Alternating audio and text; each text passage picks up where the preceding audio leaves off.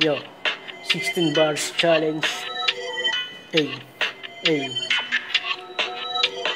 hey, hey.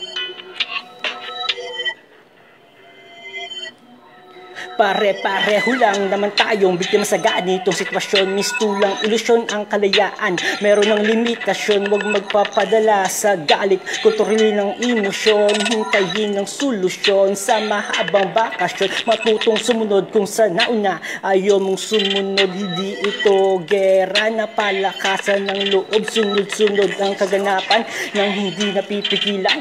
Epidemyang kumakalat ng hindi na makmalayan. Hanggang saan pa patatagal ang tibay ng iyong sikmura sa mga bilihin. Nagmamahal, talagang mapapamura ka na lang sa mga taong nagawa pang makapagsamantala. Sana kayo ang magka-virus at wag nang mabuhay pa. Ito'y hamon na buhay, malalagpasan din natin lahat ng ito. Basta't gawin mo na lamang maging malakas sa mga oras na ito. Huwag babato, maging malaya sa mundong madamo. Deserve nating magpakasaya pagtapos ng lahat ng ito.